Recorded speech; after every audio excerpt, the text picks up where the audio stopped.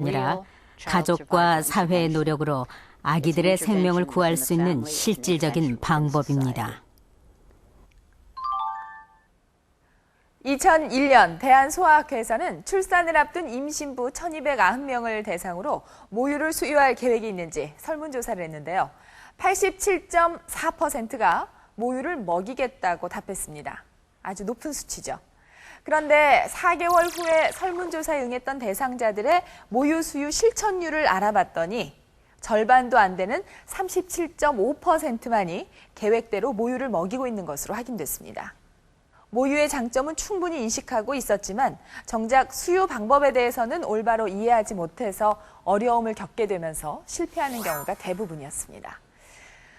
그래서 엄마들이 육아 정보를 나누는 한 사이트를 통해서 모유 수유에 대한 궁금증과 어려움에 대해서 알아봤는데요. 설문조사 결과 모유를 얼마 동안 먹여야 하는지에 대한 질문이 40%로 가장 많았고, 모유량이 너무 적어서 고민이다. 엄마가 질병이 있을 때 모유 수유를 해도 괜찮은가에 대한 궁금증도 높았습니다. 모유를 먹이고 있는 엄마들의 궁금증, 그 해결책이 무엇인지 알아봤습니다. 한 달 전부터 부쩍 투정이 심해진 지민이. 젖을 먹일 때마다 박항아 씨가 겪는 일이다. 6개월까지는 별 탈 없이 해온 모유 수유. 하지만 점점 먹이는 횟수가 줄어들면서 젖을 물리는 일이 힘들다. 알았어. 그래. 전 양이 부족해진 것이 원인이라고 여겨 최근 분유와 함께 혼합 수유를 시도하고 있지만 그것조차 쉽지가 않다. 먹어봐. 왜? 네, 저는 지금 모유를 계속 먹이고 싶거든요. 근데 지금 아이가 잘 안 나와서 그게 제일 걱정이에요. 양이 많이 줄은 것 같아서. 그래서 지금 혼합하려고 하는데 그것도 어렵고. 박항아 씨의 모유 수유에 어떤 문제점이 생긴 것일까? 안녕하세요. 한 모유 수유 클리닉을 방문해 전문적인 상담을 받아보기로 했다. 수유를 하면 할수록. 근데 하루에 몇 번 정도 먹죠? 지금 때마다 한 6, 7번? 6, 7번? 네.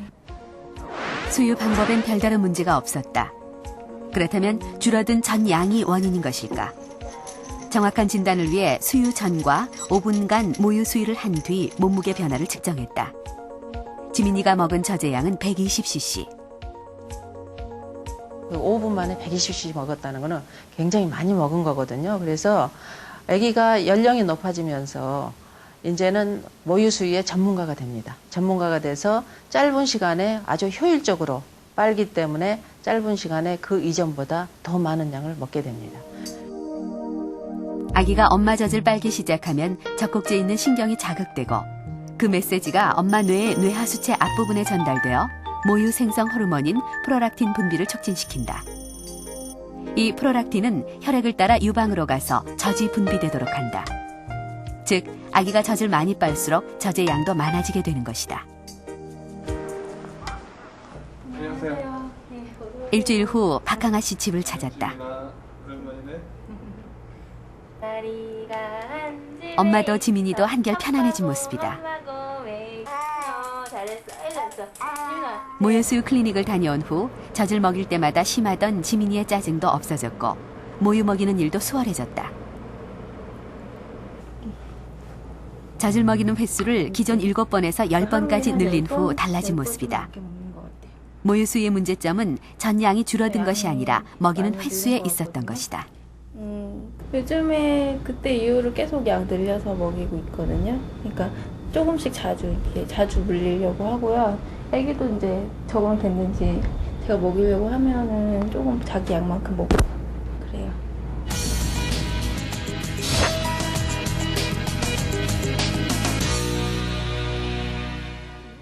모유의 우수성을 알게 되면서 모유로 아이를 키우겠다고 말하는 예비 엄마들이 많아졌다. 그러나 제대로 실천되지 못하는 경우가 대부분이다. 지금 현재 계획은 6개월에서 1년 잡고 있거든요.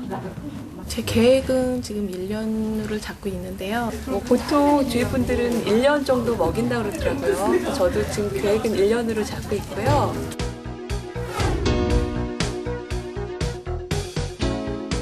실제로 국내 모유 수유율은 수유 기간이 길어질수록 빠른 감소 추세를 보인다.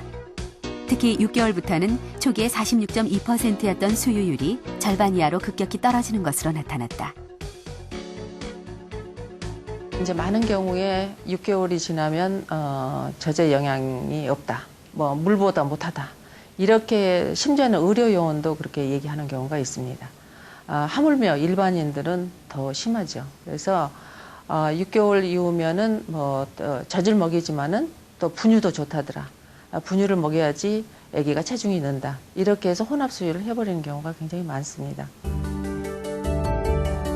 모유 기간에 대한 의견은 세계적으로 공통적이다. 세계보건기구는 생후 6개월 동안은 모유만을 먹이는 것이 유아를 키우는 최적의 방법이고 2년 이상 그 이후까지 모유 수유를 권장하고 있다. 이러한 권장사항은 유니세프도 마찬가지다. 이렇게 1년 이상 모유 수유를 권장하는 이유는 모유 성분의 변화에 있다.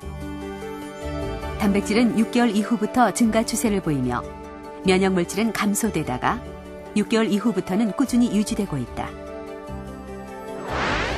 모유 성분은 수유 기간에 따라 감소하는 것이 아니라 아기 성장 속도에 맞춰 유기적으로 변화하는 것이다. 물론 이제 수유 기간이 경과하면서부터 차츰차츰 그 모유에 들어있는 영양 성분은 조금씩 내려가는 것이 일반적인데요. 그거는 너무나 당연한 일이 아이의 성장 속도가 처음엔 굉장히 빠르다가 조금씩 줄어들거든요. 그래서 그게 적절하게 맞춰서 되는 것이고, 뭐 6개월 이후 혹은 12개월까지도 아이가 뭐 먹어서 성장하는데 충분한 양의 그 영양소들은 있고요. 그 다음에 대부분 보면 이제 6개월 이후서부터는 이유식도 조금씩 주지 않습니까? 그러니까 이유식 플러스 모유 해서 아기가 필요한 열량과 영양소는 충분히 공급합니다.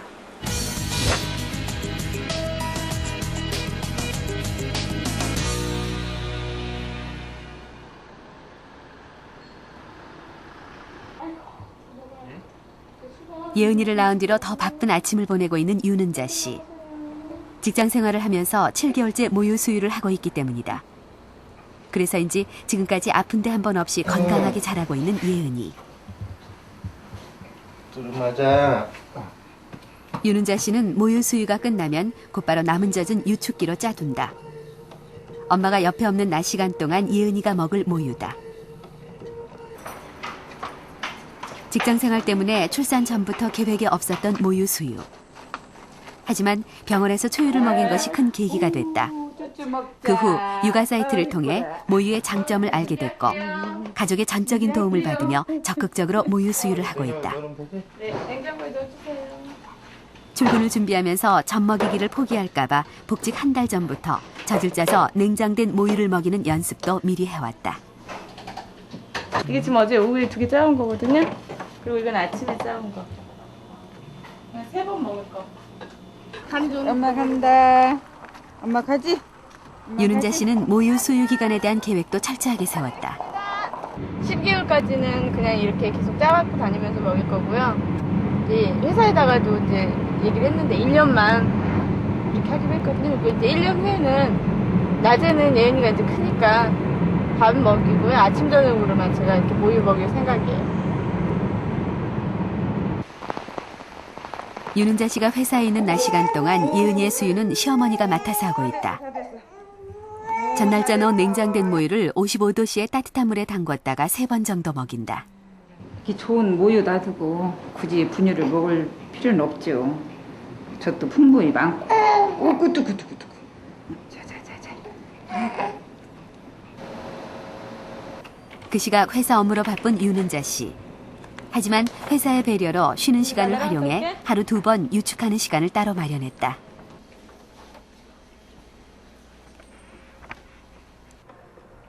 (15분) 정도 유축하면 내일 낮 시간 동안 예은이가 먹을 충분한 양이 된다.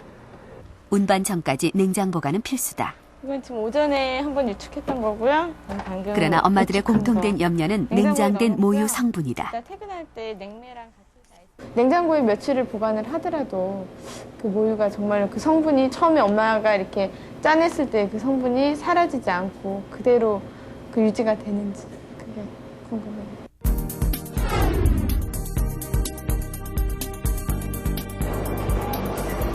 제작진은 한양대병원 소아과 팀의 도움을